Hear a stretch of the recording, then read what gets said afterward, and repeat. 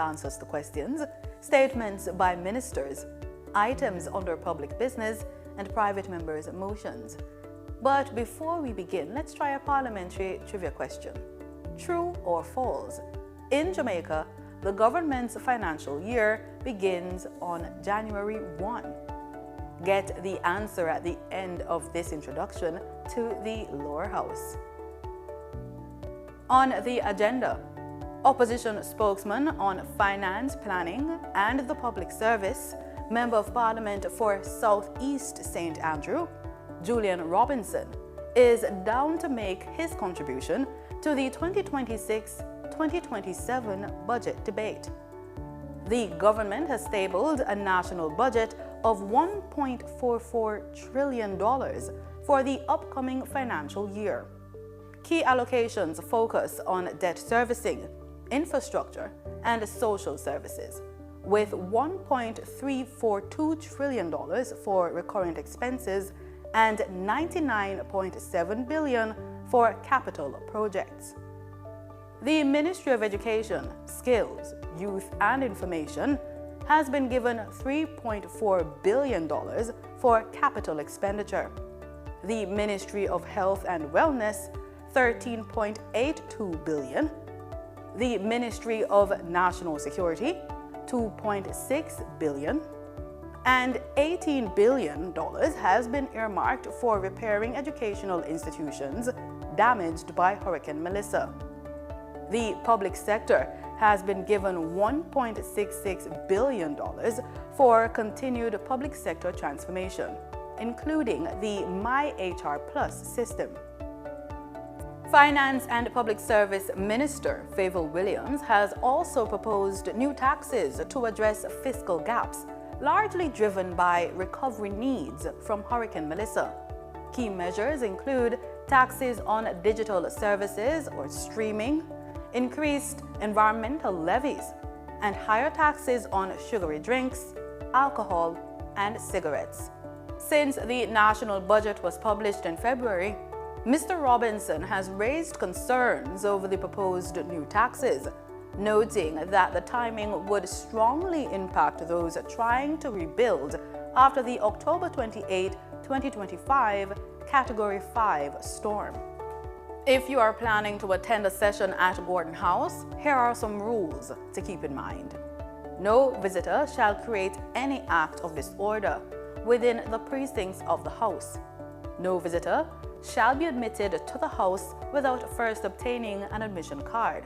No photography, videography. Visitors who remain within the precincts of the House during a suspension of the session are asked to keep silent. Or sketching of the proceedings is allowed, unless so authorized by the presiding officer. There should be no smoking inside the parliamentary building. It's almost time to go to the main event, but let's get the answer to our trivia question. We asked, true or false? In Jamaica, the government's financial year begins on January 1. It's false.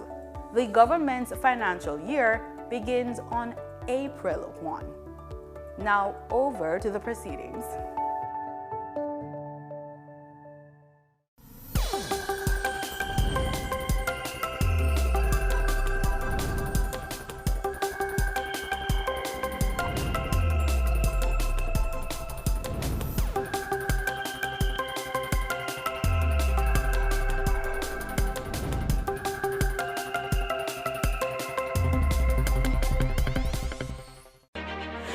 Jamaica and its workforce are advancing quickly. Life-changing opportunities are arising. You need training and support. We are the Renewed Heart NSTA Trust, committed to providing new and emerging skills training and opportunities. Come to Heart. We'll help you claim your place in the workforce of the future. A new story is being written for all Jamaicans. The Ministry of Economic Growth and Job Creation is on a mission to transform lives. From increasing access to potable water, providing secure homes for the most vulnerable, and helping you own a piece of the rock. We're revitalizing communities and preserving our environment. We're making an impact. See the difference. Feel the difference. Building a better Jamaica for you and me. You can feel it. Make JC. You sure this is okay? Cook it up and make we steam it.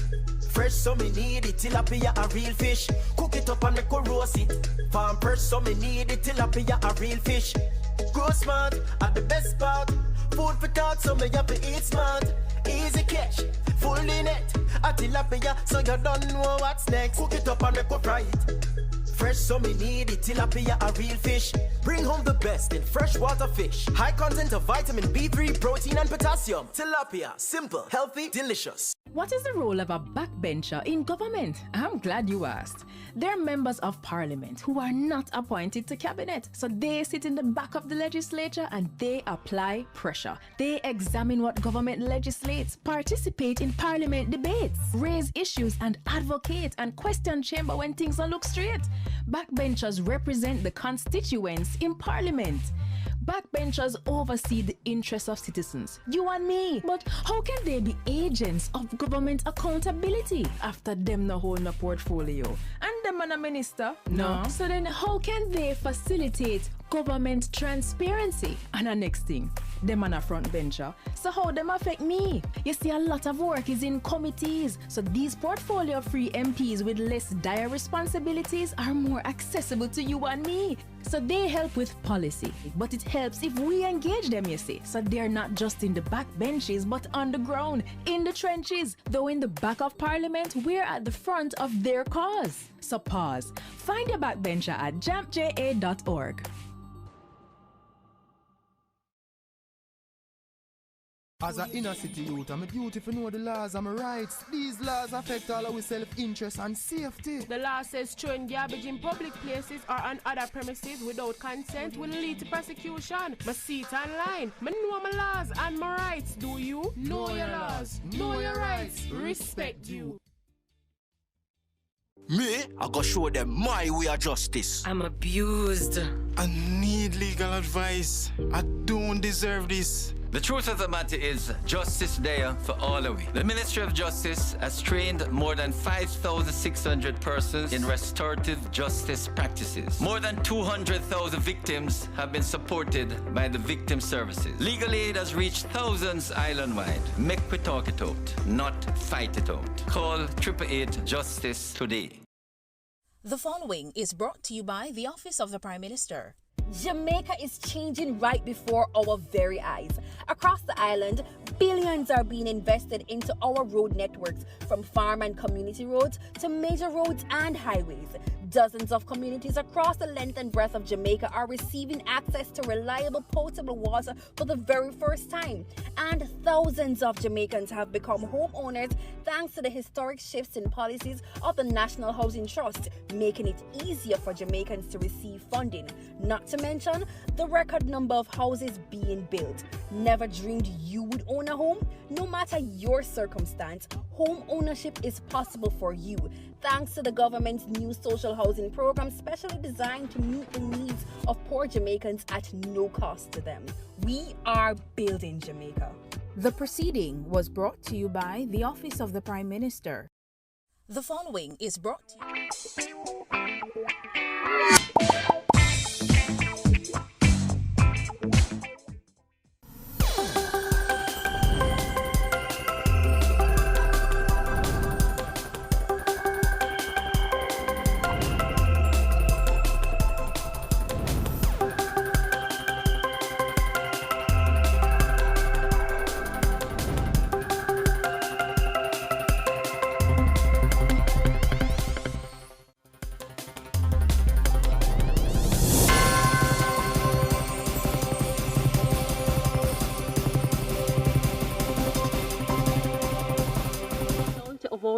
counsels may be to the glory of thy blessed name, the maintenance of true religion and justice, the safety, honor, and happiness of the king, the public weal, peace and tranquility of the island, and the uniting and knitting together of the hearts of all persons and estates within the same, in true Christian love and charity, one towards another, through Jesus Christ our Lord.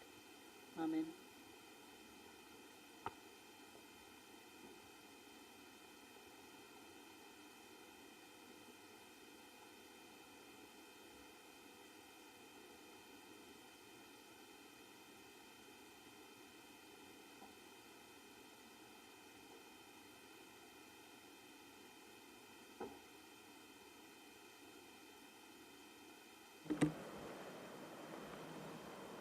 You may be seated.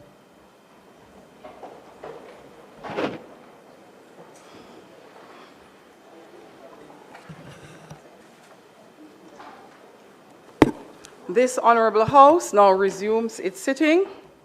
I wish to welcome all members to the sitting of the Honorable House of Representatives for this Thursday, March 12, 2026.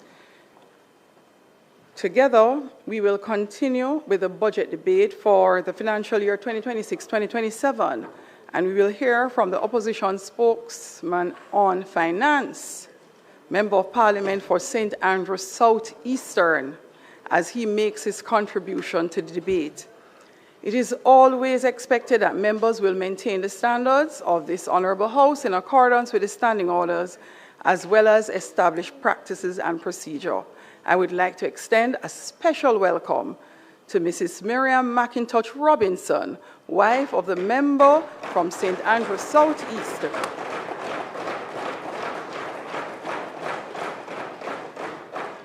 She joins her husband in Parliament by being seated in the gallery. Welcome. We are also joined today by, just look, I am seeing Senator Small Ferguson, son of Fenton Ferguson. And yes, Fenton was MP. So Senator Ferguson and my dear friend, former Member of Parliament, Morris Guy.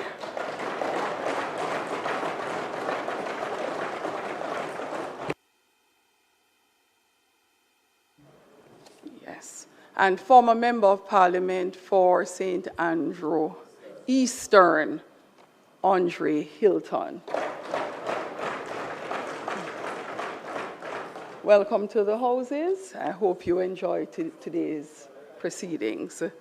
Members, in addition to all those wonderful persons joining us in the gallery, we are also being broadcasted live on PBCJ, and I welcome all those who are joining us on those various social media platforms, including our traditional media platforms.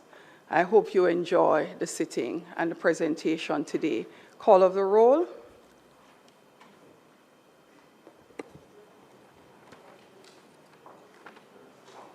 Mr. Clark, Mr. Green, Dr. Holness, Dr. Chang, Mrs. Williams, Mr. Bartlett, Ms. Grange, Dr. Tufton, Mr. Mackenzie, Mr. Montague, Mr. Vaz, Mr. Chuck, Mr. Charles Jr., Mr. Morgan, Ambassador Marks, Mr. Matthew Samuda, Dr. Wheatley, Mrs. Cuthbert Flynn, Mr. Terry Long, Mr. Witter, Mrs. Dalrymple Filbert, Ms. Morrison, Ms. Lee, Mr. Donovan Williams, Mr. Main, Ms. Crawford, Mr. Delroy Williams, Ms. Hamilton, Mr. Sebright, Mr. Azan, Mr. Brown, Dr. Brown-Burke, Mr. Buchanan, Mr. Bunting, Ms. Burchell, Dr. Campbell, Mr. Cousins, Mr. Crawford, Ms. Daly, Dr. Dawes, Mr. Golding, Mr. Gordon, Mr. Hales, Mr. Hines, Mr. Hilton, Mr. Jackson, Ms. Jess, Mrs. Malahoo Fort, Mrs. Miller Bennett, Mr. Morris, Mrs. Nita Garvey, Mr. Newell, Mr. Paulwell, Mr. Phillips, Ms. Perkis, Mr. Robertson, Mr. Robinson, Dr. Russell, Ms. Shaw, Mr. Smith, Mr. Dwayne Vaz, Mr. Warmington, Mr. Hilton, Mrs. Dalrymple Filbert, and Mr. Montague. Thank you, Madam Speaker. Thank you. House Leader.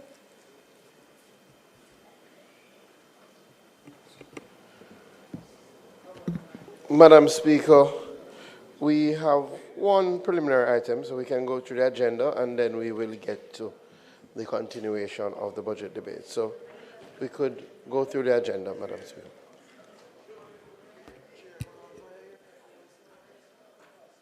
Statement by ministers. Announcements. Clerk.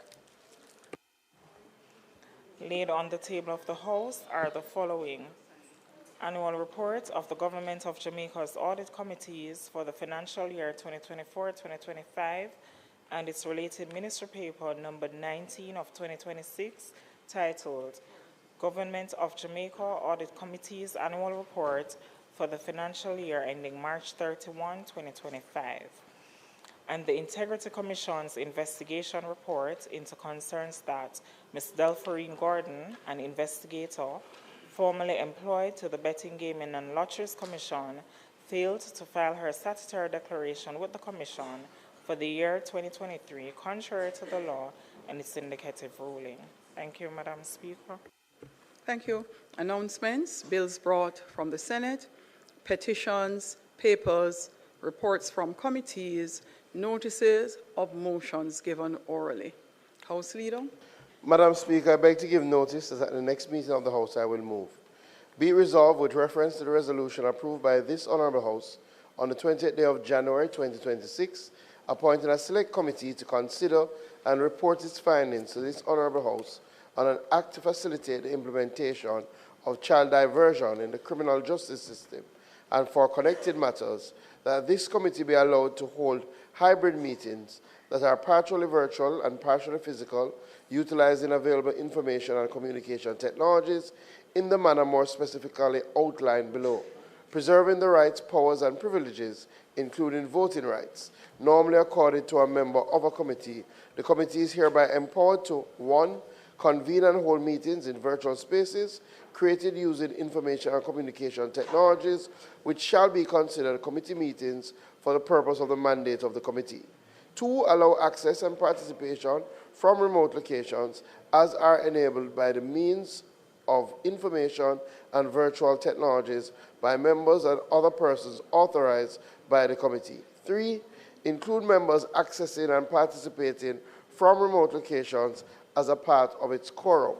4. Receive, consider, deliberate on, and respond to feedback and submissions in formats, modes, and media and via platforms, modes, and media enabled by means of information and communication technologies from any person. And 5. Consider any and all information generated, communicated, and received via formats, platforms, modes, or media as enabled by means of information and communication technologies as forming a part of the record of the committee's meetings. Madam Speaker, I beg to give further notice that at a later stage today, I will move for the suspension of the standing orders to enable me to take this motion. Thank you, House Leader. Questions and answers to questions. Motions that may be made at the commencement of public business requiring notice. Motions relating to the sitting of the House. Motions for leave to introduce bills. Presentation of bills without leave of the House first obtained. Public business.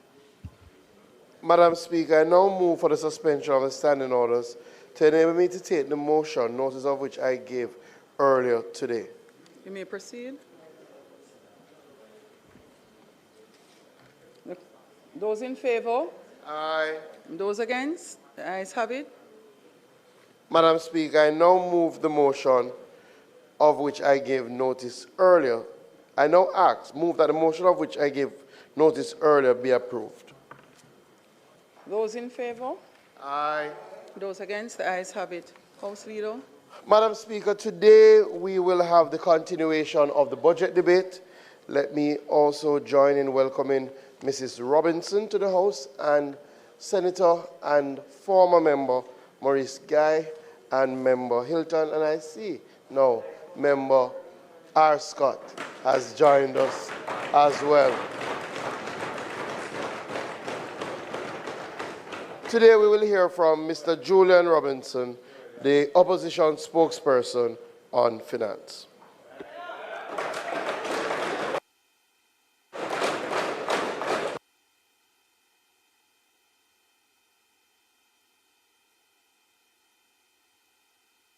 House Leader, would you be so kind as to move for continuation to the end of his presentation?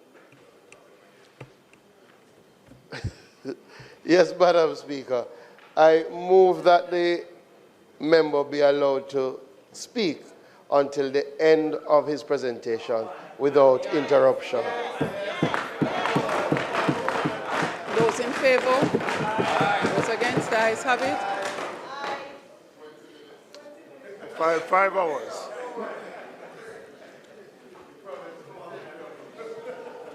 Thank you, and the Madam member Speaker. should be allowed to speak without interruption and disturbance. We'd like to hear They promised me good behavior today. Okay. Madam Speaker, and it's good to see you here, Madam Speaker. As I rise to give the opposition's response to the budget, I am humbled and grateful. First, to the Almighty for allowing me life, health, and strength to serve the people of Jamaica.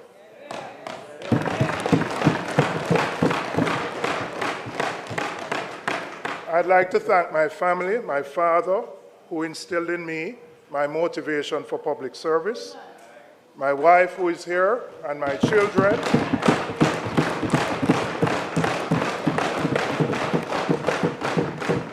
My children, PJ and Amara, who inspire me daily to build a better Jamaica for them and for all future generations. On September 3rd, 2025, the People's National Party, under the leadership of Mark Jefferson Golden, mounted a credible performance in the country's 14th general election.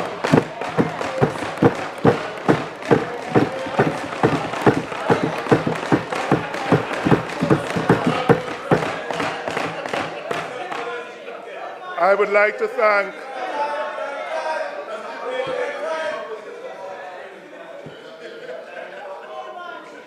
to thank the opposition leader for his continuing confidence in me. And Madam Speaker, while the result was not what we would have hoped for, I remain guided by my faith and draw strength from Isaiah 40, verse 11. So do not fear, for I am with you. Do not be dismayed, for I am your God. I will strengthen you and help you. I will uphold you with my righteous right hand.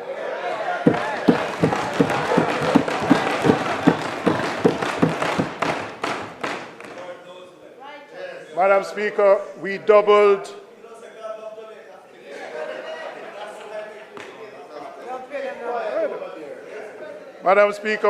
our seat count from 14 to 28. The people's verdict was close, and the mandate to hold this government to account is clear.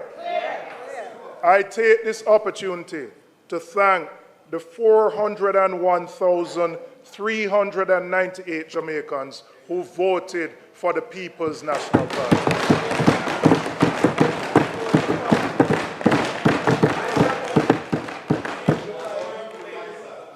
I thank you for continuing to believe in us. I have to say a special thanks to my constituency.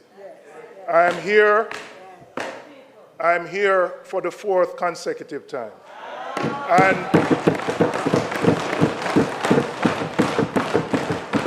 And the last election on September 3rd, I recorded my largest margin and the largest margin in the constituency for over 30-odd years.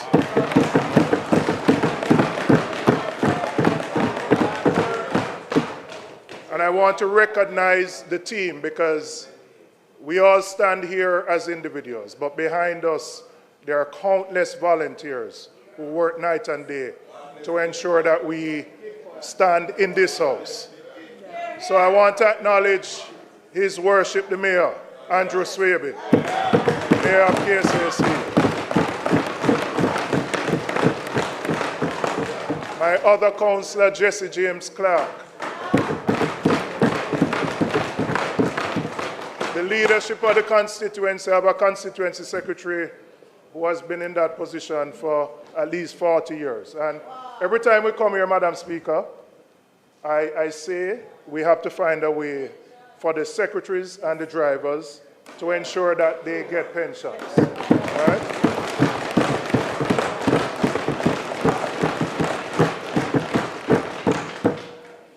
They work behind the scenes, and we appreciate in here what they do. I know the public may not understand it, but it is a career to ensure that we are here, and we have to look at the service and the terms and conditions of their service so that when they retire, they can retire in comfort.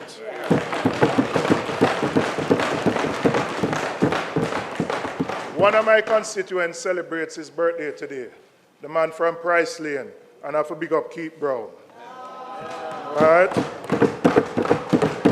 And for all the other workers and supporters in my constituency, I say thank you for your continued support, and I will continue to lead with integrity, accountability, and transparency.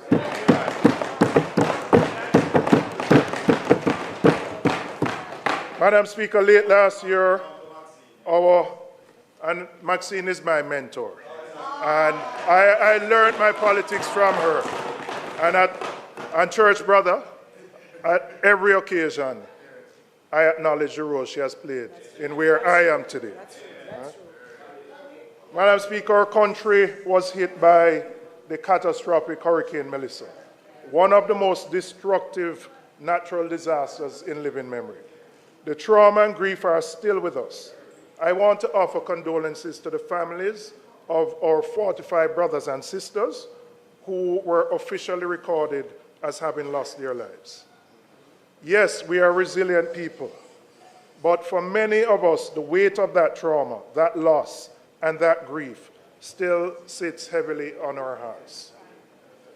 In addition to those who lost loved ones, hundreds of thousands of Jamaicans lost their homes, their livelihoods, their livestock, everything they owned. And for them, the crisis is still not over. For many Jamaicans, months after the hurricane, it is still a daily battle to find food. Some don't have the money to rebuild their homes. They can't find a zinc, they can't find a board, they can't find the blocks. Some of them are still sleeping in their cars. Melissa affected the entire country, but she took direct aim at the western parishes and inflicted the most damage there. And it's not just an economic toll. Many become anxious when rain set up to fall right now. We stand in solidarity, Madam Speaker, with all of those who are still recovering from Hurricane Melissa. The alternate side of this disaster was the massive contributions of relief and recovery support from Jamaicans at home and abroad, locally and in the diaspora. In addition, we thank the overseas missions, the international partners whose support made a real difference in the immediate aftermath of the hurricane. There are too many to name right now. But for those who, some sent a barrel, others made donations, people volunteered their time. Jamaica appreciates you and appreciates the contribution you have played in ensuring a recovery.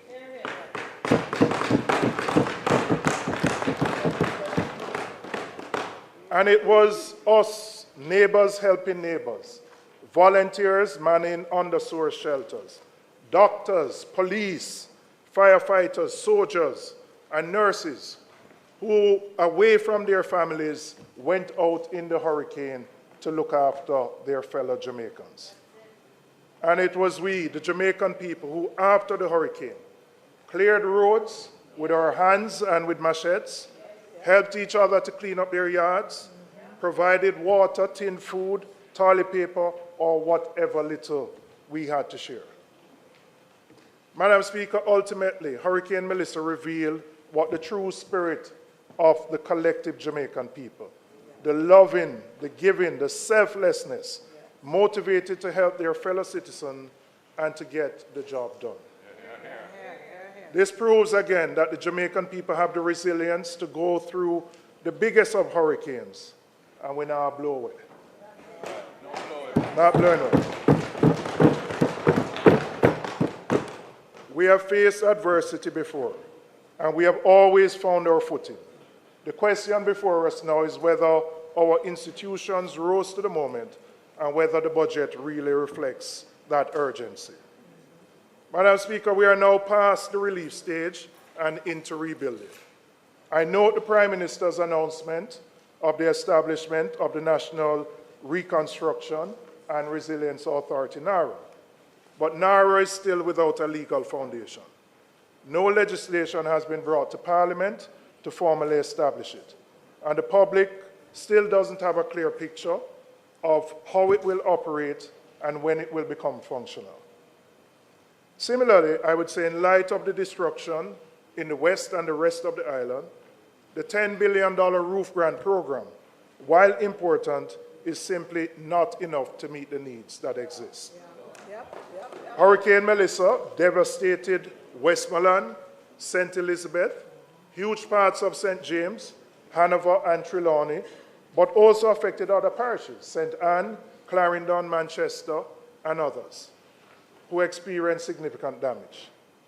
Almost 5 months since Melissa, there are still hundreds of Jamaicans who go to sleep with no proper shelter. What is the plan for them? Madam Speaker, now let me turn to the estimates of expenditure. And I would want to start with something simple. A budget is a government's clearest statement of its priorities. So when I listened to the minister's presentation, it did not address the scale of the disaster we face. It read like a budget being business as usual, which cannot be right when there are thousands of Jamaicans who lost their homes, their businesses, farms, livestock, and everything that they work for. I want to turn to look at the revenue measures announced by the government. And I particularly, before I get into the economics, I want to start with the people, because that is where the conversation belongs. There is Miss Margaret in Sablamar, who lost her entire shop in Melissa. She has been borrowing to restock, but she's not back to where she started. There is James in Montego Bay who runs a small transport business. His vehicle was damaged. He's still paying to fix it, but he's not yet back on his feet. Madam Speaker, there are hundreds more who were affected by the hurricane who are not back to where they were before. They will now pay more on their grocery bills when they go to the supermarket, because the government has chosen to impose a new tax package of $18 billion. Madam Speaker, increasing the burden on ordinary Jamaicans, average Jamaicans, through higher taxes is not the right call at this time.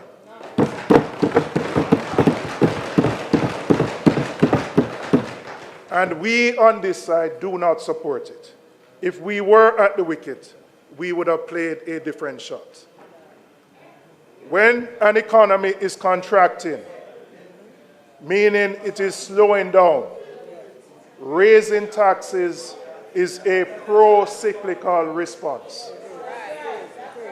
What that means in practice is that you are applying pressure in the same direction as the problem rather than against it. The economy is already shrinking. The tax base has weakened.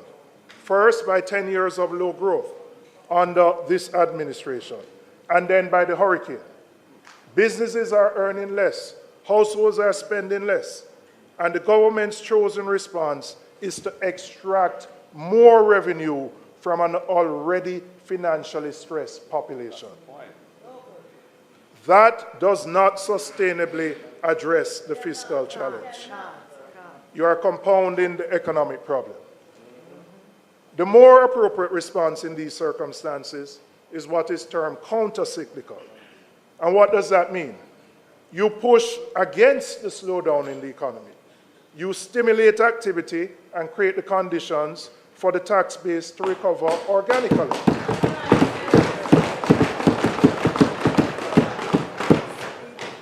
A growing economy generates more revenue over time than any package of new taxes that are imposed on the people, who are already struggling to stay afloat after the hurricane. And beyond the timing, Madam Speaker, there's a real question of who carries the burden of these tax packages. The measures which were announced by the minister all fall disproportionately on those with lower incomes, including the elderly, the very people who are still struggling to recover from Melissa. Madam Speaker, I want to address the 10 billion levy on sugary drinks specifically, because the government has justified it as a public health measure. And that justification deserves examination. And let me say from the outset, we share the concern about the impact of sugar on the population and how that is impacting our healthcare system. The level of sugar consumption is a genuine concern and deserves serious policy attention. However, where we part with the government is what is being prescribed as the solution to that problem. If the primary concern is about reducing sugar outcomes, the government has more effective tools that can be used to do so. The government can mandate local manufacturers and importers to reformulate their products so that sugar content is reduced in those products and provide a time frame by which those manufacturers and importers do so, because it will obviously require some time to reformulate their, what they produce. This would reduce the amount of sugar people consume, and the government can do that. Now, I want to look at the assumptions behind this tax. The government is imposing the taxes on an assumption that there will be no reduction in the consumption of these drinks. Right. Yeah. The government anticipates to get $10 billion from consumption alone, which means that they do not believe that there will be health benefits from this new tax. Because if there was, there would be a reduction in consumption. And the reality that we find, Madam Speaker, is that the persons who consume these drinks do so not because they're not concerned about the sugar content, but the reality is that the alternatives are outside of their reach, whether it be natural juices, coconut water, or other things. So many of them are doing it not because they have a choice, but quite frankly, given their disposable income, they do not have a choice. All right?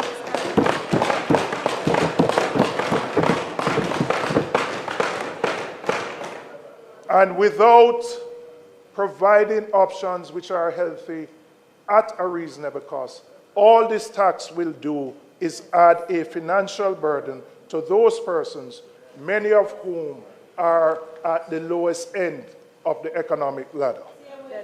So, Madam Speaker, we do not believe this measure, apart from raising revenues, will have any desired impact on reducing consumption and increasing the health outcomes.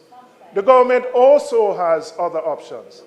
The government is one of the largest providers through the school feeding program to children. The government needs to ensure that what it provides meets the adequate and proper nutritional content for students. Many of the, whether it's the cherry malt or the bulla or what is provided, is not consistent with reducing sugar. So if we want to meet the health outcomes, let us start as government with how we formulate the products that are sent to our schools. And we would have the desired outcome of reducing sugar in the level of sugar that is consumed. I want to turn to the environmental levy. The name of the tax suggests that the cash flows from it will be directed towards environmental production, towards protecting our coastlines, our watersheds, our forests, the very natural infrastructure that Melissa reminded us we cannot afford to neglect. But the money goes straight into the consolidated fund. None of it is ring-fenced for specific environmental purposes. So we have a levy collecting money in the name of the environment, but it is not dedicated to the protection of the environment. It's simply another revenue source. And as with the sugary drinks tax, it's not the importer or the manufacturer who is the one who will ultimately pay the price. The cost will get passed ultimately down to the consumer with no corresponding benefit to the environment. So, Madam Speaker, when I look at what is being proposed with both the sugary tax and the environmental levy, it is simply inflationary because the cost of the costs are going to drive up prices in the economy, and the burden is going to be felt by those who can least afford it.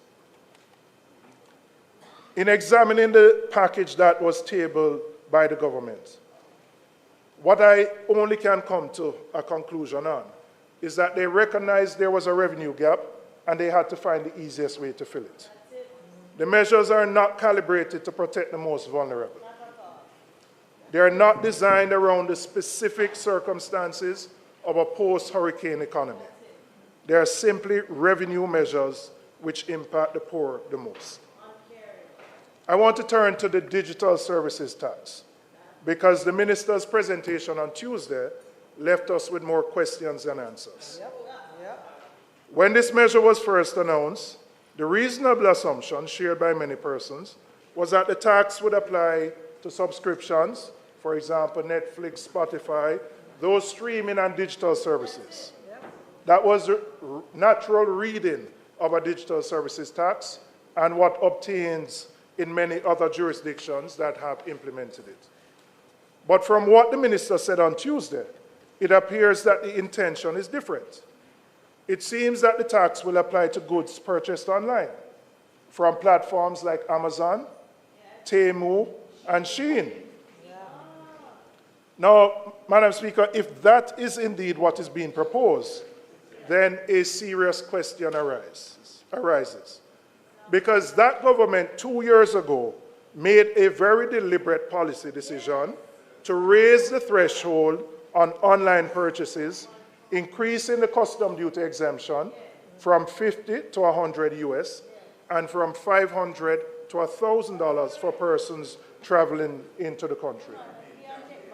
That was a conscious choice to reduce the cost burden to Jamaicans, and it was met with huge applause. Now, the digital services tax seems to be working against that relief. This inconsistency needs to be explained. You cannot, on the one hand, increase the threshold to give consumers a break, and then on the other hand, you take back what you have just extended. And so the minister said in her presentation that local retailers are feeling the pressure from online shopping. So the obvious question is, if that was the case, why then did the government 2 years ago increase the threshold to provide the relief, to now take it back from the very persons who you have provided the relief?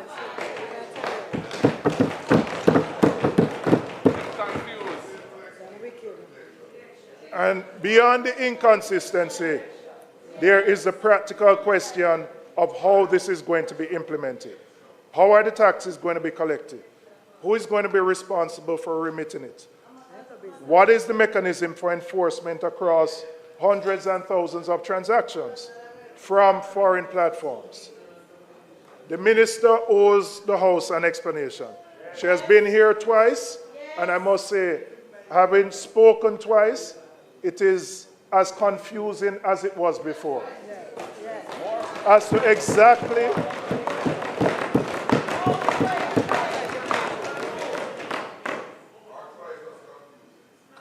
so I expect the minister, when she comes in her closing, to give a clear and complete explanation of how the measure will actually work and how it will be implemented. Madam Speaker, I want to talk about the NHT and specifically about the 11.4 billion extraction from the NHT each year. The government has been extracting money from the NHT for over a decade. Yes, we acknowledge it was the PMP that introduced this measure in 2013. And I believe, absolutely, and I'm going to give you the context, because you spoke about the 20-year rows who you wanted to give a historic perspective in. But I notice whenever you talk about the economy, you don't want to talk about what happened between 2007 and 11. You conveniently leave that out.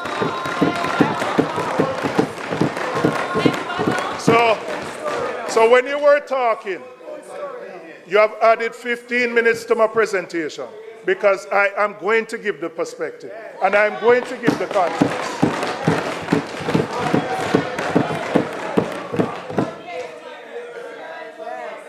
When we came to office in 2012, we inherited an economy on the precipice of collapse. And before that, let us recall.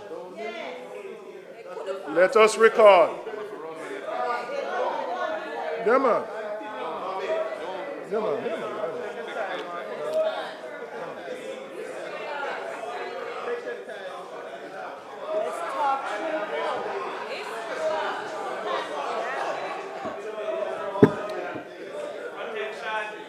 Member from East Central, St. James. You know, I consider you my father, so you have to listen to me when I talk, all right? But before that, Madam Speaker, we need to recall that the economy experienced 14 consecutive quarters of negative growth between 2007 and 2010, only to achieve a mere 1.5% growth in 2011.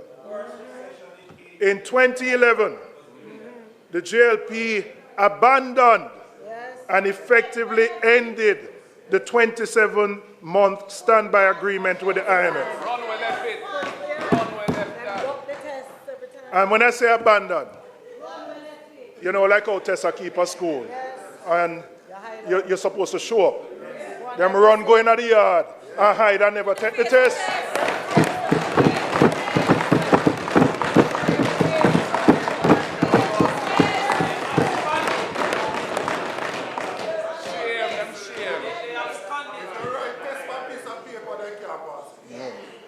Because of how badly the JLP dealt with the IMF agreement, Jamaica was effectively shut out of the international capital markets. Our international financial partners had lost confidence in the country's financial management. We inherited that situation and had to renegotiate the IMF agreements from a position of considerable weakness.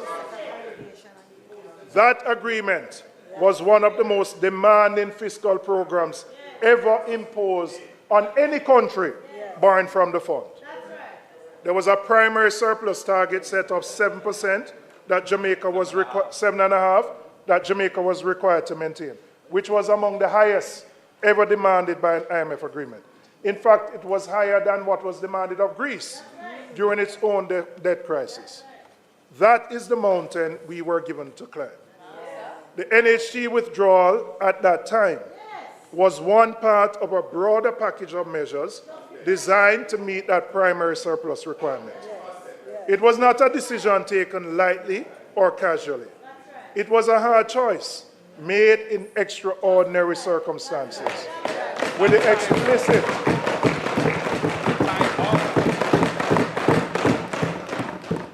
explicit understanding that it was temporary. No.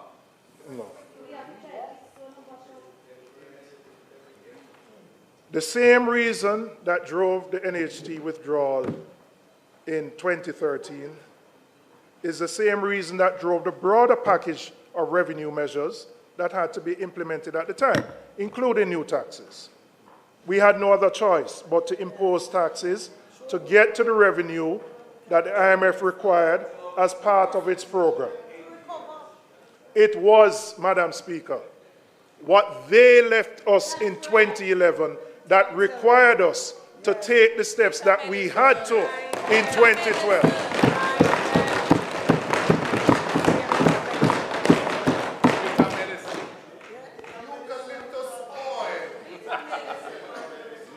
The hard choices, and I want to look at this chart, because the minister used it on Tuesday and said she wanted to explain to the 20-year rules, right?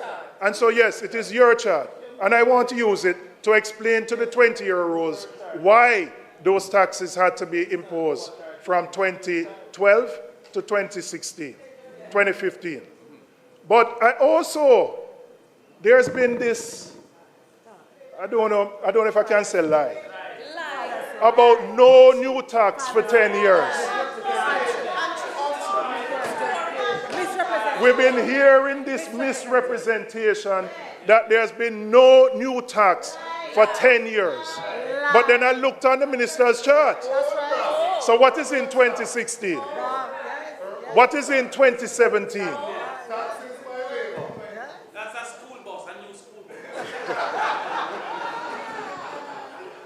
So Damien, when you go back to Ty Dixon, I want you to ask your constituent, what can go so?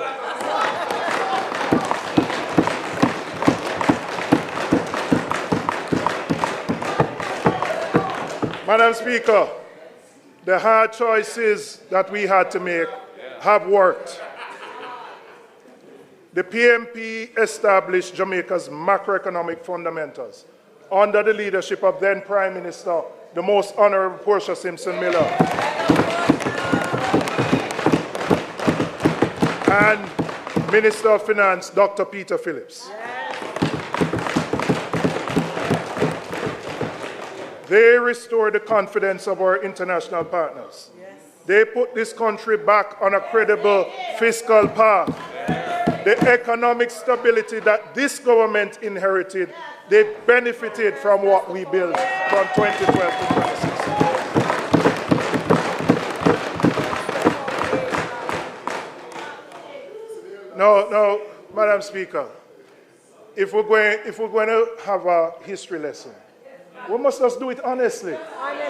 We can't pretend that everything on this side has been great.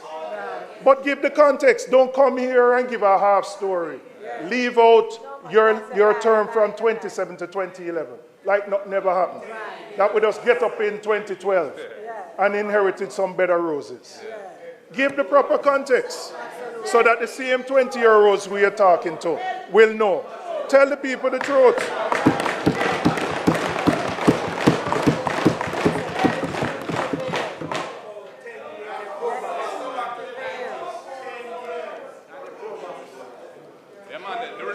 Poverty, reduction of unemployment.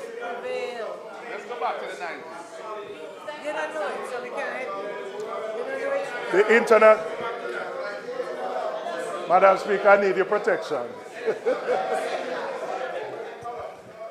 Members. Why not?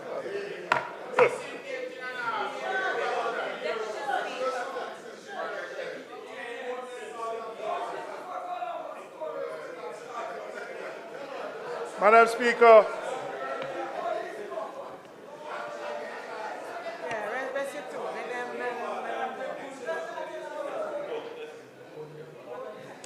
the The international community recognized what the PMP did during that period. That's right. The then IMF Managing Director, Christine Lagarde, and I quote, "I want to pay tribute to Minister Phillips and his colleagues for what has been a clear change of course, That's right. making the hard choices and successfully completing 4 reviews." We never run from it. We never go into the schoolyard and say we're not take the test. We knew it was difficult. We faced it. We knew it was painful, but we knew it was in the best interest of the country to do so.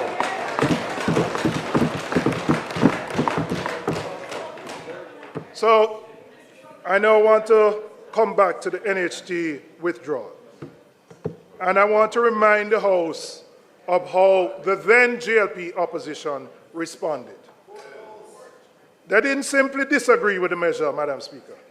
They campaigned against it loudly and relentlessly, framing it as an attack on the working class, framing it as an assault on the poor, framing it as a betrayal of the Jamaican people. The person who was the most vocal was the Prime Minister himself. Right?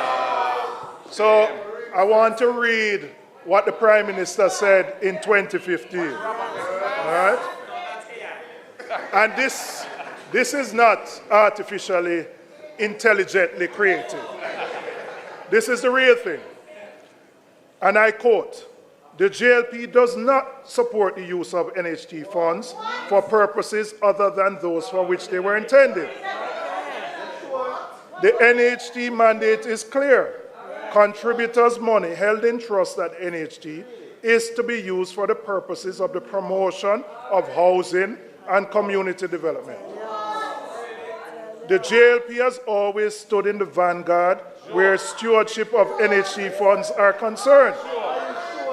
We are the ones who have always defended NHT and protected the interests of contributors, not the least of which are those thousands of Jamaicans who have been making contributions to the NHT and are yet to access a benefit." Dayton, where can I find that person?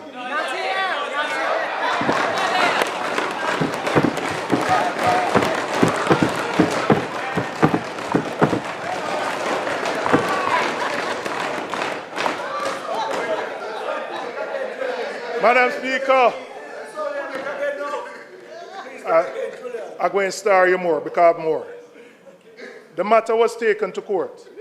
By an affiliate.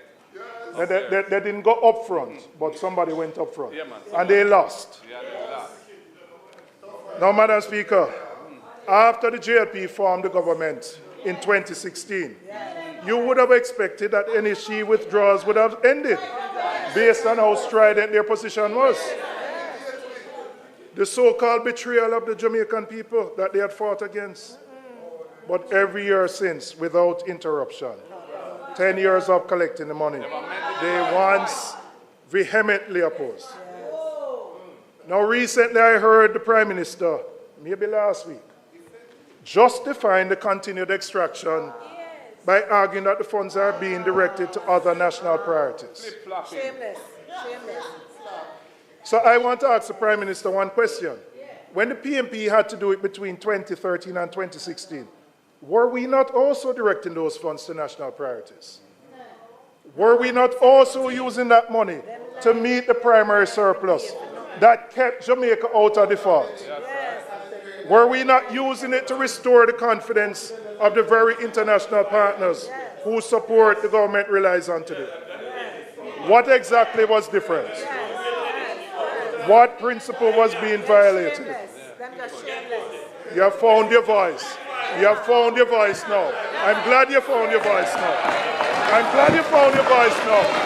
Because I don't know which Andrew Holness are talking to, whether it's the one now or the one in 2015.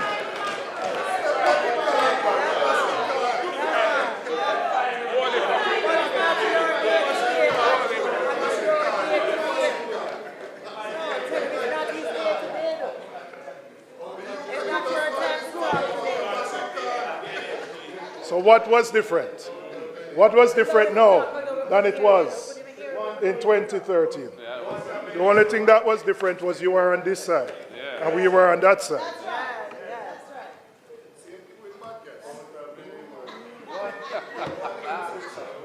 Now, Madam Speaker, I want to turn.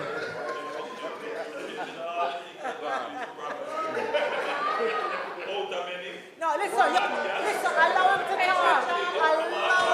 talk. Nobody interrupt you. All of them couldn't hear you will listen. All of them couldn't hear you will listen. All right, don't interrupt him. Do not interrupt him. I never expected you to get so agitated. You're going to speak next week Thursday, you know, and we will listen to you next week Thursday. And I don't intend to enumerate all the things over the last 10 years. You want me to? Okay, all right. Madam Speaker, I want to address something about the framing of this budget and how the revenue measures have been presented to the public. Yes, the country has suffered a major catastrophe through Hurricane Melissa, which has damaged the country and impacted the government revenues. But we need to look beyond that and go back to the last 2 years to see how the government has been balancing the budget. In the two previous consecutive years, the government securitized future revenues from the Norman Manley International Airport and the Donald Sangster Airport, raising over 70 billion in 23-24 and 60 billion in 24-25. What that meant is that they sold off 12 years in one case of future revenues and then 10 years of future revenues to ensure that they could fund the budget. And the analogy that I would use is like you go to your boss and you're under some pressure. And you say, boss, give me a salary advance for the next 12 months. And you use the money for deal with the rent and all the other things. So when next month comes, you can't get another advance. So you have to go find something else. So this is next month. So having sold off the revenues of both airports, Nothing more to sell. there is nothing more to sell So them must tax you instead. to meet the recurrent expenditures. Tax you instead. So, Madam Speaker, those securitizations provided upfront cash that supported the budget of the day. So what this tells you is that long before Melissa, there was always a challenge for tax revenues organically to meet the expenses of the government. And so the government relied on these one-off transactions to balance the budget, something which was raised by the Fiscal Commissioner and has been raised as a risk going forward. And we have raised it as well, and we did for the last 2 years. So the gap between what the government was collected and needed and what it was spending was widening. Those pressures existed before Melissa came. Poor management. Before Melissa came. And so it is important. Poor management. It is important that there is a context explained of the challenges that this government has faced, particularly around growth and tax revenues. Now, they have been aggravated by the hurricane and made worse, but they existed long before. And we are not minimizing the impact that the hurricane has had on the country and the economy. But the Jamaican people need a context and an honest explanation as to the fiscal challenges that existed and that they existed long before Melissa hit our shores. Madam Speaker, I want to turn to what we would do differently. The government has looked at the revenue gap and has reached for the imposition of new taxes to fund the budget. And the continued drawdown of the NHT, 11.4 billion. We have looked at a similar gap, and we have determined an alternative way to fund the budget while balancing the lives of the Jamaican people.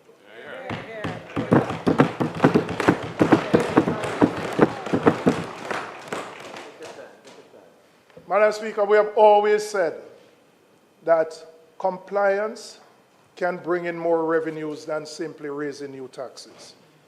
And I am recommending the implementation of an electronic invoicing system for the tax administration of Jamaica. Needed long time. The first source of this revenue would be this electronic invoicing system, which we estimate would generate an additional 8.6 billion in tax revenues.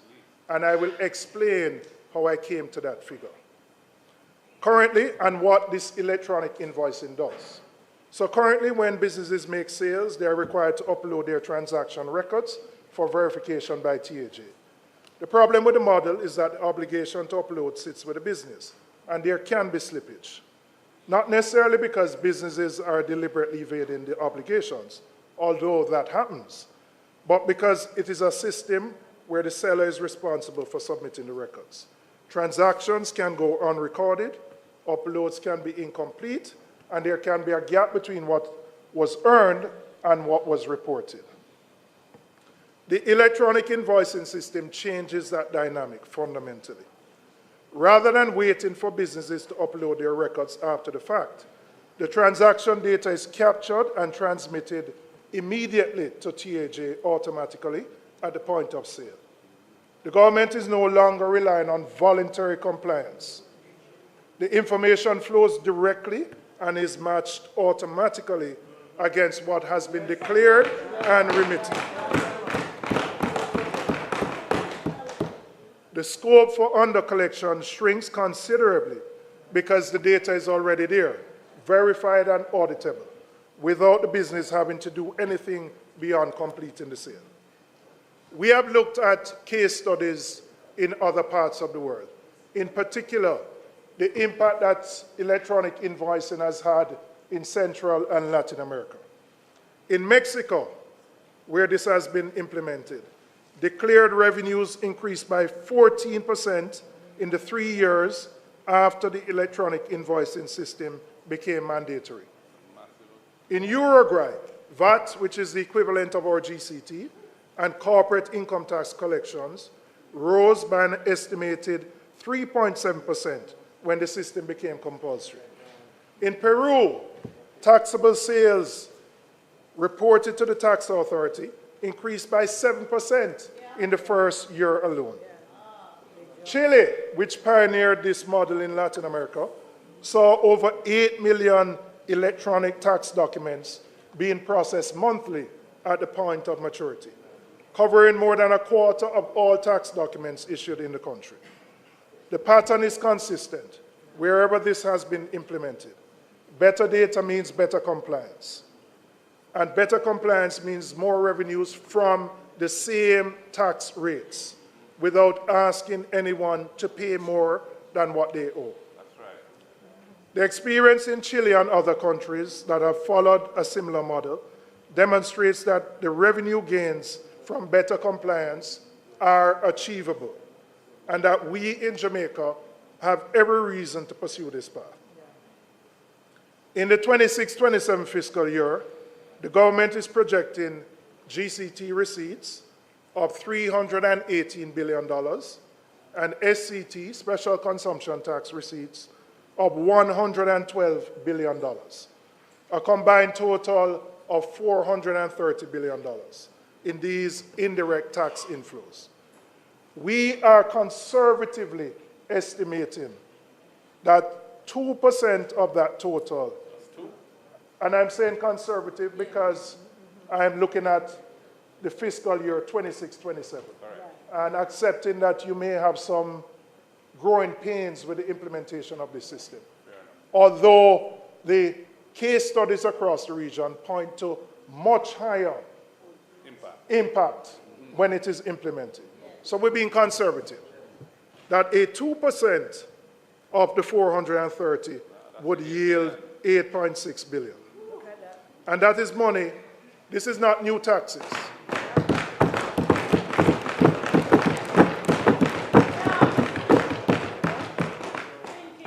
This is money that the government is entitled to collect. I must tell you, Madam Speaker, about a month or so ago, I was particularly caught by a story in the media.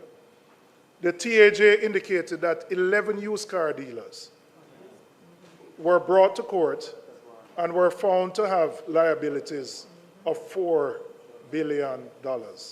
11 billion, not million. 11 used car dealers were brought to court and found to have liabilities of $4 billion. It indicates, Madam Speaker, that compliance with greater enforcement can fill the gap that we are looking to do so with new taxes. Right. And we need to provide the tools and the technology to TAJ to give them the authority. And this only works when it is mandatory. So there may be legislative changes that are needed to ensure that we can collect the full gamut of taxes that are out there. Madam Speaker, the second revenue initiative we are proposing is the establishment of a digital nomad program. And I'll explain what that is. That is a special legal permit allowing remote workers, freelancers, and entrepreneurs to live and work in Jamaica while employed by a company or clients anywhere in the world. Every year, 4 million tourists visit Jamaica. We have the brand, we have the climate, we have the culture. And we also have the connectivity infrastructure that those remote workers are looking for. What we do not have as yet is a structured program that allows them to stay longer, to work from here and spend their money right here in Jamaica. So we have looked at the case studies across the region. Barbados started it. There are about 6 Caribbean countries that have implemented it. And we are proposing a fee of $2,000 for a 12-month period. And we have estimated of the 4 million tourists that we would be able to get 5,000 of these digital nomads coming to stay in Jamaica in the first year. That would generate in the fees alone approximately $1.5 billion. But the fees only tell part of the story. The real story is when they come here, when they stay here, the restaurants, the Airbnbs, the hotels, the villas, the concerts, the food that they spend. That is the impact. Barbados estimates that each digital nomad spends on average $55,000 when they're there in Barbados. Per year? Yes, 55,000 US, right? I wouldn't be as optimistic as that. But if I estimate that in Jamaica, an average 6-month stay could yield a spend of 25,000 US, which is about $4,000 a month. Jamaica could realize the economic benefit of $125 million US or 19.5 billion Jamaican dollars. Wow. Now, we are late to the game. Barbados did it immediately after COVID and took first mover advantage. But we do have many advantages which other countries in the region don't have. And a structured program can yield significant benefits to the people of Jamaica.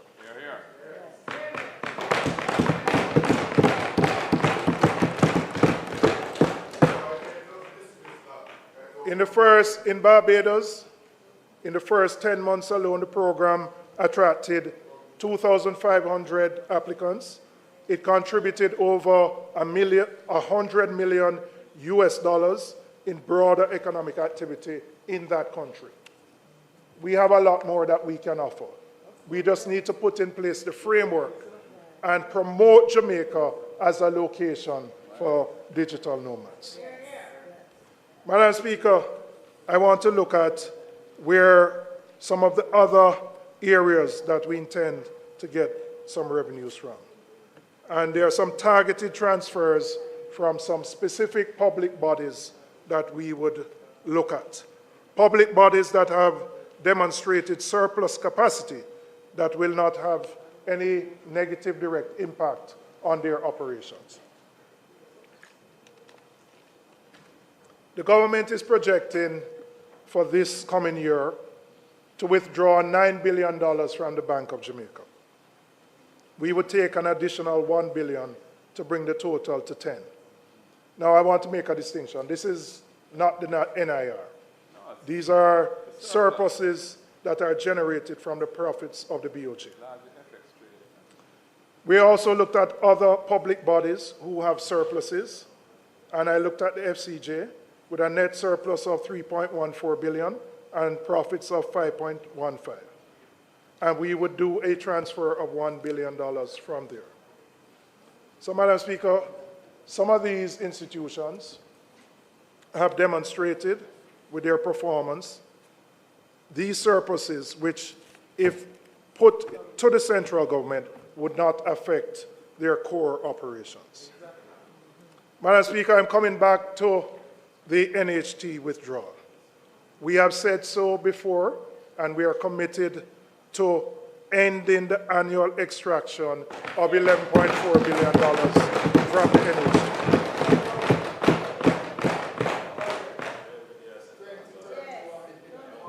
The NHT was established for one purpose: to provide affordable and sturdy housing solutions for Jamaicans, particularly for those at the low and middle ends of the income scale.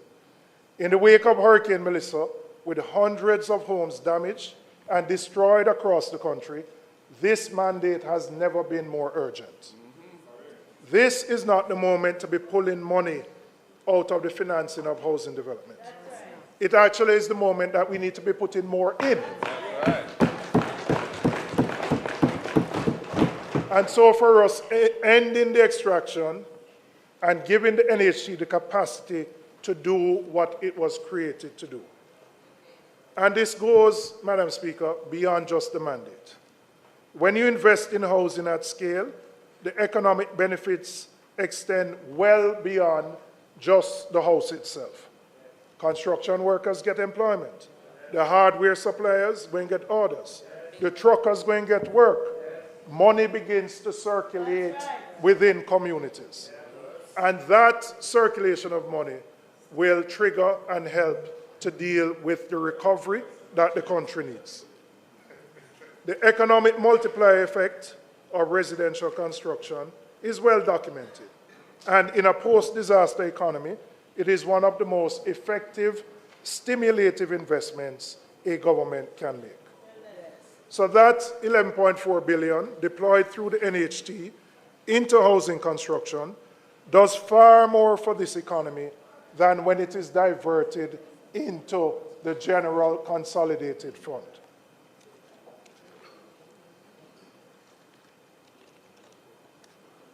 So, Madam Speaker, we would end the NHT drawdown and ensure that the funds go to those who have been most affected by the hurricane and those Jamaicans who struggle, work hard, and cannot find a house to buy.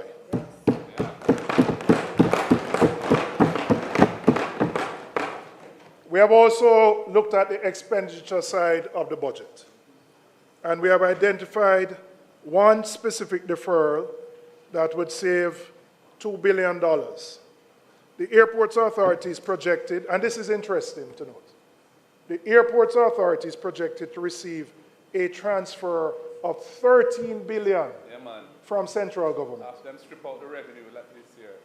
Now remember, the AAJ, those were the same entities where the government sold the future revenues to fund the current budget.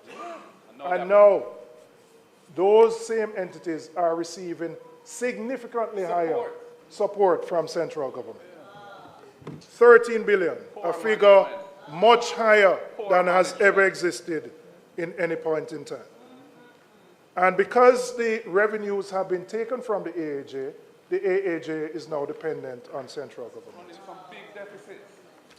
The AAJ had earmarked $2 billion for the construction of a new corporate head office. We are proposing a deferral of that expenditure to the next fiscal year.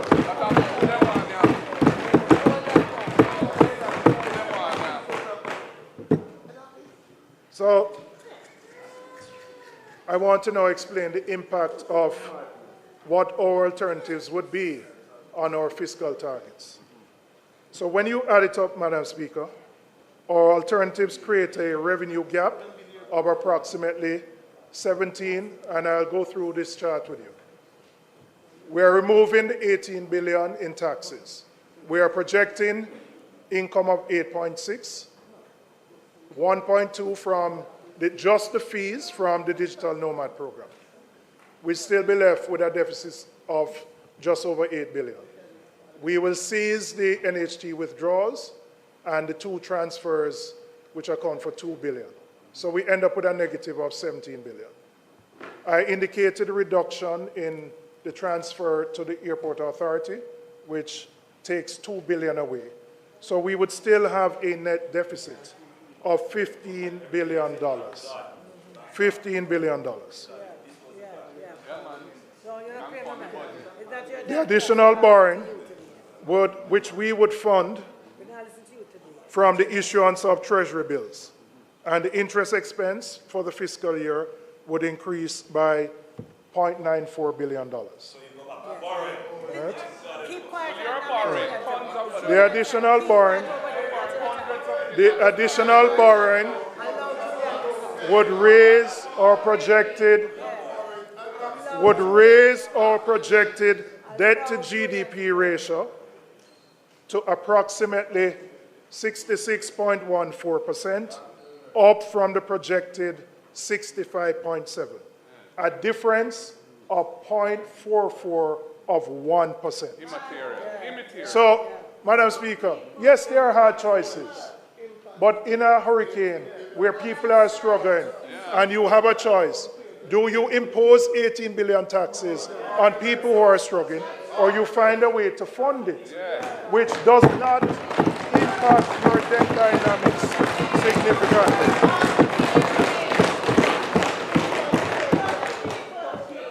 And we do so in a responsible way. It's important to note the government is already borrowing $247 billion. And we have shown our proposals vis-a-vis the JLP's proposals. And I'm going to go into the detail of that. Right? But the difference is not significant to our material. And then let's look at the difference. No, listen, man, leave the man, make him talk. It's not your time. It's not your time. I love Julian, make him talk. We're making better choice. Next week is for the current situation. The only thing I would encourage you to do, don't talk for 5 hours again, all right? All right. Because last year you keep us for 5 hours, all right? Now, when we look at the impact of our proposals versus theirs, it moves our debt to GDP ratio by 0.44 of 1%. 0.44 of 1%. Now, Madam Speaker, we have to balance the books while balancing the lives of people.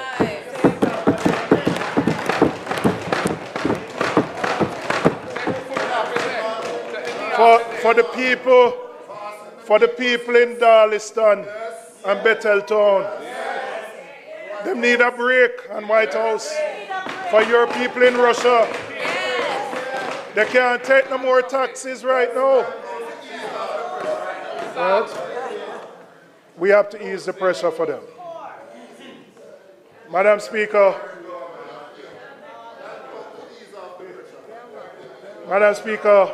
I now want to turn my attention to how the path ahead. Because the reality, we have had low growth for the last 10 years, notwithstanding the external shocks. And even when you recover from the current Hurricane Melissa, the government's own projections are for 1% growth after 2029. You know 1% growth cannot generate the tax revenues that we need to provide the services that the country needs. So I want to now look at how we can actually grow the economy, improve our tax revenues, restore the base so that we don't have to impose taxes on people. The immediate priority has to be restoring Jamaica's productive capacity to at least the levels that existed before Hurricane Melissa. But that must be the floor, not the ceiling. Recovery must be the starting point, not the destination. And any government that presents recovery as an achievement in itself is setting an unacceptably low bar for what the country can and should become.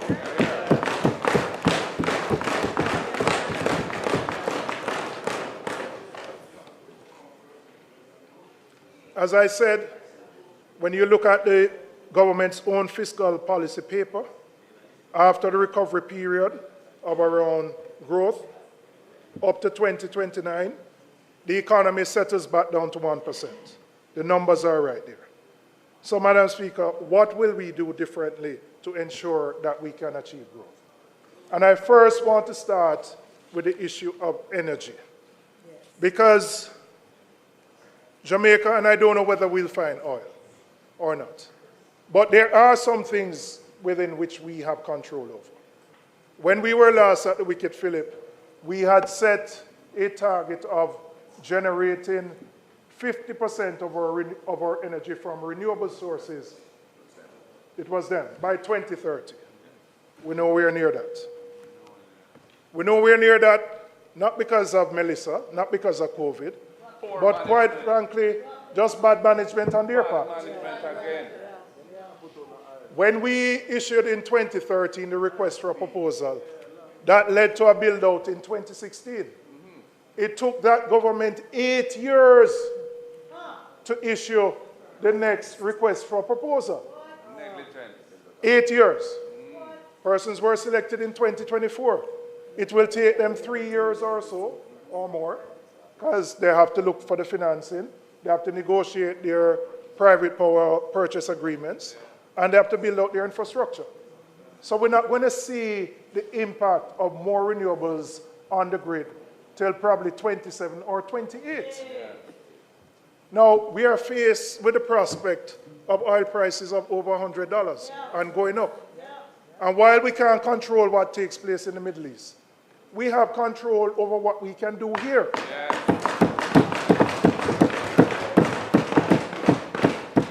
And quite frankly, this government's record is poor. Energy costs in Jamaica are among the highest in the region and the world, averaging about US 40 cents per kilowatt hour.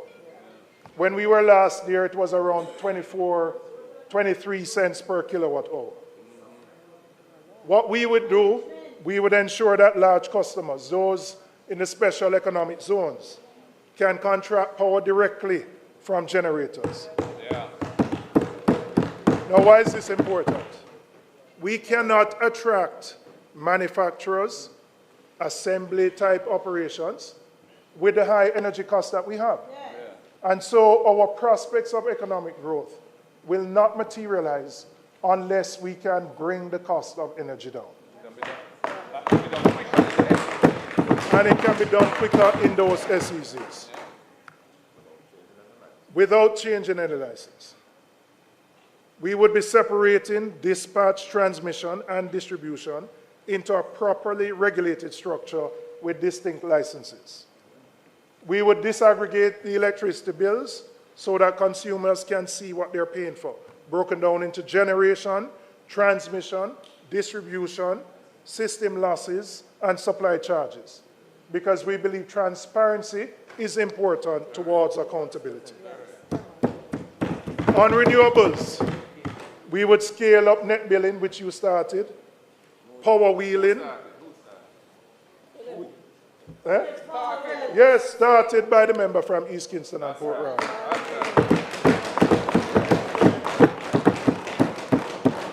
You're going to claim that one too?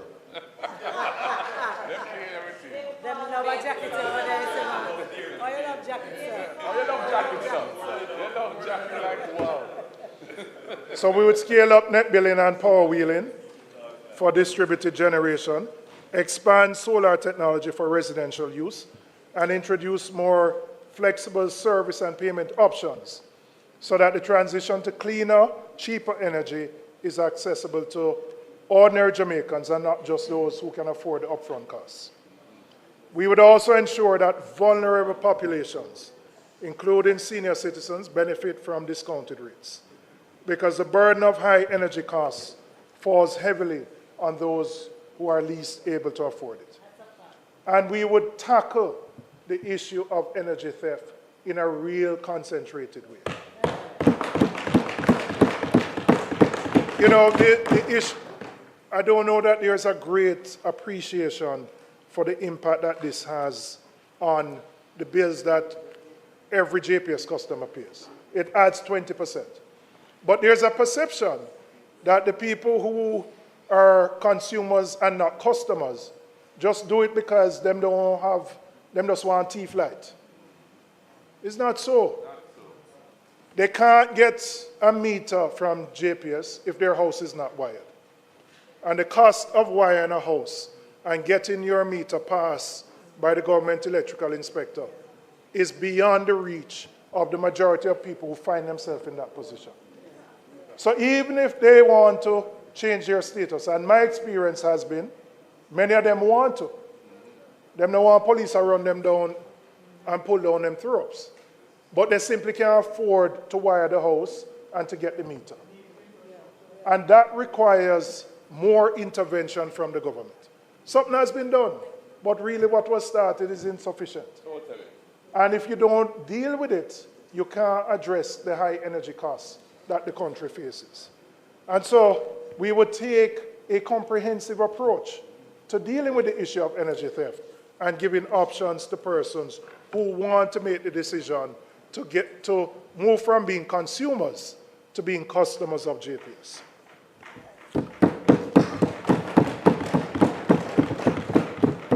Madam Speaker, we cannot build a productive, high-growth economy on a workforce that has been underprepared.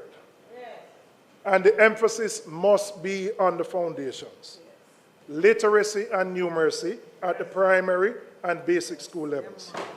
Because if we fail there, the investment that is required further up the education ladder is significant to compensate for students who leave primary school and can't read and write. One of the biggest complaints that members of the private sector have said is that their greatest impediment right now to growth is that they can't find people to work. They can't find people to work. Of course I'm saying it, yeah. But I don't come to the same conclusion you may have. All right. But every one of us in here as MPs can identify many persons in our constituency who are looking for work. So that mismatch between the needs of employers who say they need people, and then on the other hand, constituents who are within 18 to 65 looking for work continues to widen. But we have to close the gap. We have to close that gap. Because importation cannot be the answer to that solution. And so the investments that need to be made at the basic and primary level have to be stepped up so that every child who leaves a primary school can read and write, can do little maths, the 3 R's. Because if that foundation is created, we will have enhanced productivity and greater revenue growth and economic prosperity. But we also need to ensure that children who have special needs are included and resources provided so that they can function in the education system. There are too many, particularly boys, where the teacher them say, why the boy give so much trouble? He can't sit down at the class and listen. but they may be undiagnosed, right? They may be undiagnosed because the parents can't afford to get a private diagnosis, which costs $50,000 and up. If they register at MICA, which provides the service, is a 2-year waiting list. And so too many of our children who are not performing at the level that they need to are children who are undiagnosed. We need to ensure that we get to the root of that.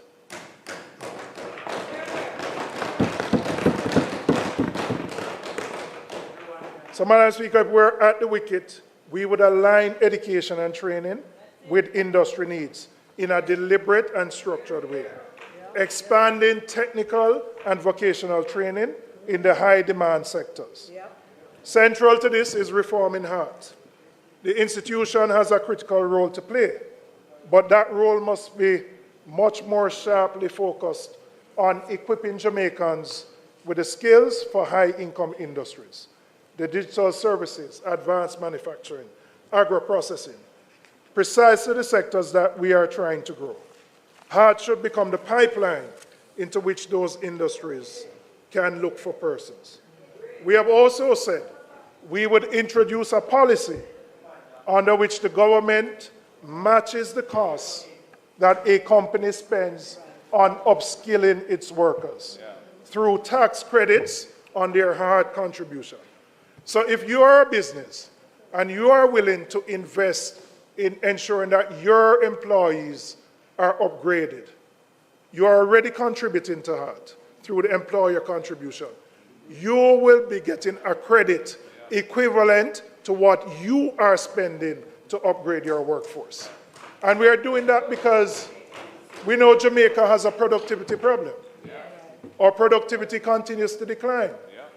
And unless we attack the problem at the source by investing more in our workforce, we are going to continue to languish at the 1% growth rate, which has plagued this country for a long time. Madam Speaker, I want to look at growth without efficiency is not sustainable. And one of the clearest indictments of this government's management of the economy is the problem that you have faced in spending the capital budget. If we look at the last 3, and it may go back further, fiscal years, there has been significant underspend of the capital budget. Now, people might ask, why does that matter? Well, the greatest correlation between economic growth is how you spend your capital budget. So if you want to move beyond the 1%, you have to spend the capital budget.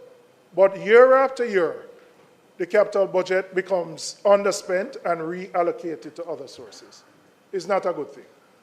We have heard the issues of procurement. We have heard the issues of the public investment management system. We have also heard the issues that some of our contractors don't have the capacity to do the projects that we want them to do. But I would say to your Prime Minister, 10 years in, we must find a solution to this problem. And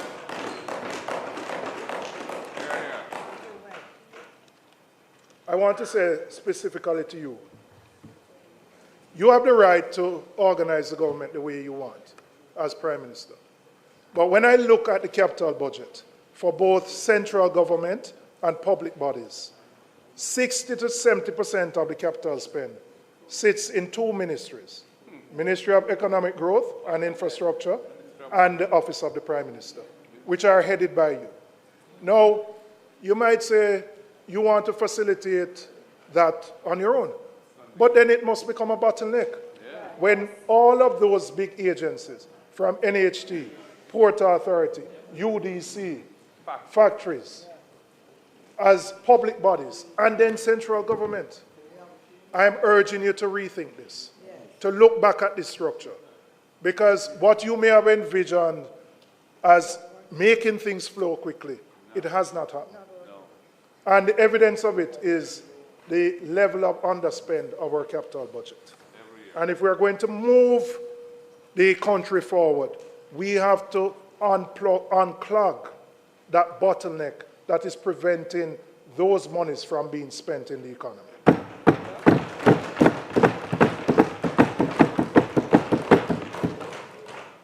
The banking sector is another area where the efficiency of the broader economy can be improved and is directly connected to whether the private sector can actually drive the growth that we need.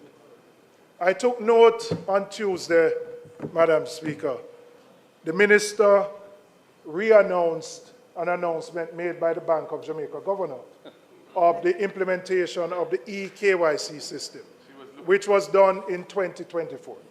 I have no issue with that system. It is actually a good thing and will actually improve competition within the banking sector. But June 24 was when the announcement was made. And Fitz not here. I believe it was right here at a standing finance committee meeting that the BOJ governor said that, of the eKYC system. But I expected Minister to go further than just eKYC.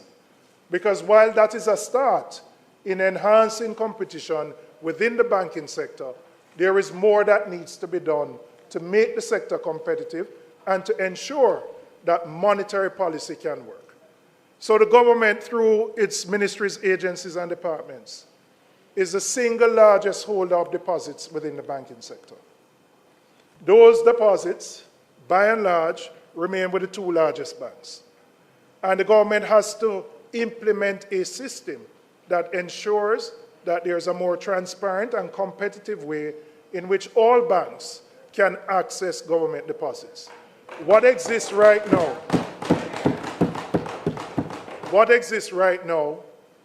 reinforces the status quo. Now, I see the cannabis man nodding his head.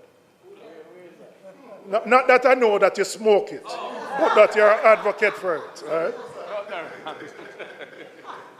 But why is this important? We hear the BOJ governor complain every day. I reduce interest rates and the bank don't do nothing. The banks don't move. I take steps to bring down requirements, nothing happens.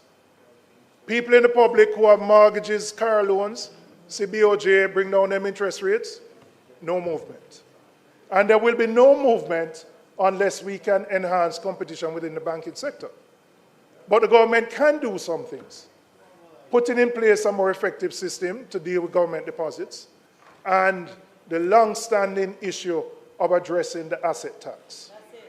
A commitment that was made on that side many years ago to remove it still exists. And so, if we want to unlock growth, if we want companies to be able to access funding at a reasonable rate, if we want businesses to expand, they must be able to access capital at reasonable rates. And so, while fiscal policy can work, the monetary policy is not, because the monetary transmission mechanism is clogged. And it is clogged because of the high concentration in the way the banking sector currently operates.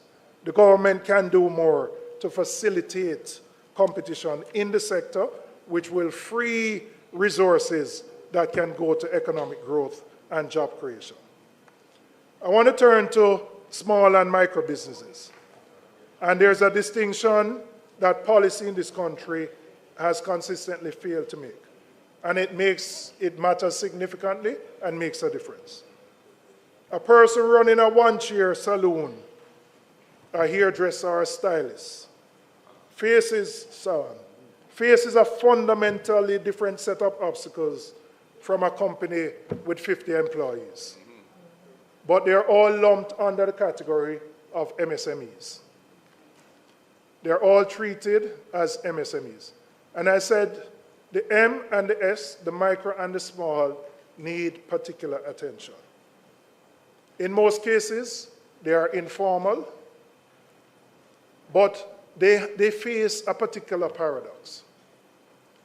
They can grow beyond a particular size while remaining informal, because there's no way they can get access to capital from a bank, from equity investors, from a loan company, unless their books are there. Nobody going to give them money unless they can provide audited financial statements. But they prefer to stay informal because they don't want to deal with TAJ. And that's just the reality. And so we have to find a way to incentivize particularly the M and the S to come into the formal system. And there are ways in which we can do that. We proposed a holiday where for new businesses, MSMEs, that once they file, which means they're coming into the formal system, they would not be required to pay taxes for the first 3 years of their operation. Now, you might say, I'm giving up revenue. But quite frankly, in the first 3 years, they don't really generate any profit. But the benefit you get is that you bring them into the formal system. They have to keep proper accounts. And so that they can access the capital markets to grow and build their businesses. And once they do that, when they get into the position where they have to pay taxes, they will be paying taxes at a much higher rate. But unless we can break that barrier of informality, we are restricting the growth that can exist in the country. And some more needs to be done to bring those entities, the micro and the small, into the formal net. Madam Speaker, I want to address what the Minister said about the MSMEs on Tuesday. She spoke about the set-aside provisions to ensure that a part of government's revenues would be set aside for the MSMEs. That was announced by that minister in 2019 and announced again in 2020. The former Minister of Finance. The former Minister of Finance. Madam Speaker, it has taken 7 years, another announcement by the minister on the same thing. I don't know what has happened in the 7 years, but when I talk to people in the sector, them say nothing. But we have another big announcement made on Tuesday, that those set-aside provisions will, for procurement. So to be clear, we're talking about ensuring that government, who is the largest player in the economy, sets aside particular sums that MSMEs can participate in procurement. 7 years later, there has been no meaningful progress made on this. They're hopeless. Mismanagement again. Now, when we talk about growth and the need to grow the economy, this is a low-hanging fruit that we can implement. If our MSMEs can participate more in government procurement, their businesses will grow. They will employ more people. They'll pay more GCT, more income tax. That's how you grow the economy. So there are things that are within the control of the government that the government can do to ensure that we facilitate growth. And I would say to you, Minister, the sector is looking for action here. No more talk, not a bag of mouth. Action here.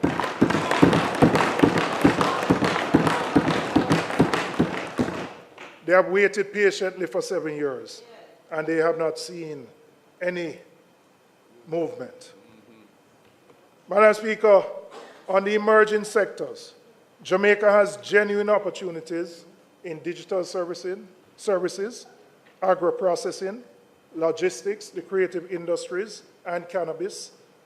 And these are not abstract possibilities. These are real. The foundations already exist. What is missing is the deliberate policy support, access to capital, and the regulatory frameworks that will allow these sectors to move beyond potential to actual contribution. And again, if we are serious about growing the economy, these are the sectors that we need to give priority to. Underpinning this, Madam Speaker, is the question of exports, because Jamaica will never generate the kind of wealth its people deserve by simply selling to the 3 million of us here. We have to look outwards, and looking outwards is not just the diaspora, it is in many other countries, to grow the value of what we produce, to build industries that can compete on the world stage, and to ensure that more of the earnings from the industries stay in Jamaica and benefit Jamaican workers and communities. That is the direction our growth agenda points. And it is the direction that this country needs to be moving in with considerably more urgency than what we have been seeing from the government. Madam Speaker, Jamaica is at a critical point in its history. The hurricane has laid bare the vulnerabilities that were always there. The structural fiscal pressures that predated Melissa, the chronically low growth that has kept living standards stagnant for too long, the public institutions that were not ready when the moment demanded them, and the Jamaicans who, as always, carried more than their share of the burden while waiting on the government's response. The question is, the government's budget was supposed to answer what happens next. How does this country recover, and how does it grow in a way that actually changes people's lives? The budget that has been presented falls short in this regard. Falls short. It falls short for the woman in Sablamar who lost her shop and is hoping for some ease to the predicament that she faces so that she can send her children to school. It falls short for the man in Mobay whose car was destroyed in the hurricane and who wants to get his taxi business back up and running. It falls short for the man in Katadupa, the farmer, who we need to produce so that we can import less and we can supply our hotels.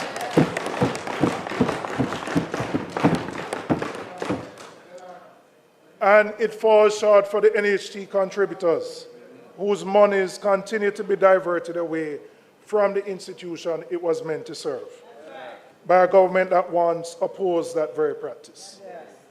Madam Speaker, I want to be clear about what this side of the House represents in this moment. We're not here simply to oppose. We are here because accountability is what democracy requires.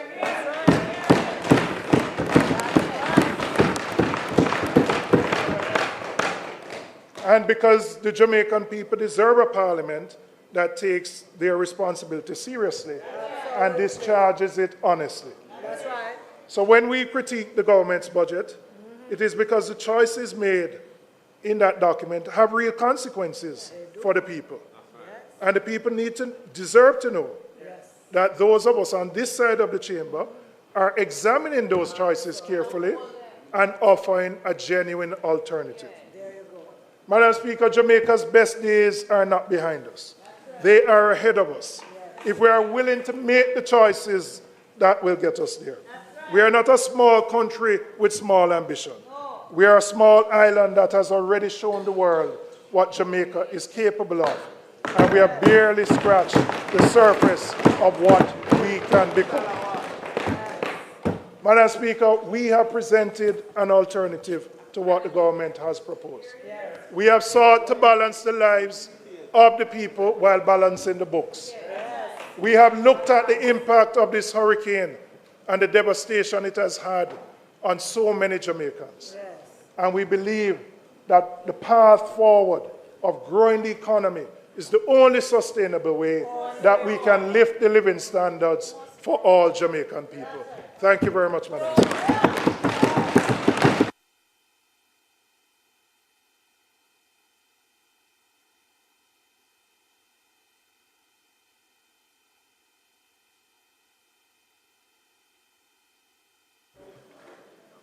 House Leader.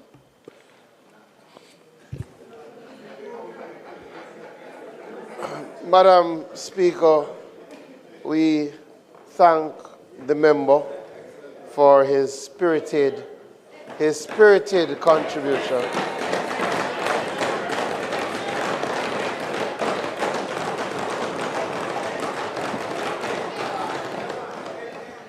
We will continue the budget debate next Tuesday, where we will hear from the leader of the opposition.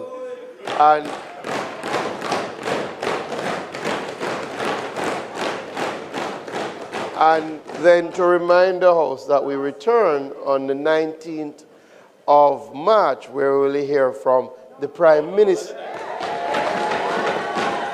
24th, where we will hear from, yes, the 19th, where we will hear from the Prime Minister. That's what we are. So, Madam Speaker, it's not intended for us to do any further business today. I ask that the House be adjourned for a date, for Tuesday the 17th of March 2026. The question is that the House do now adjourn to Tuesday, March 17th, 2026. Those in favor? Those against? The ayes have it. This Honourable House now stands adjourned.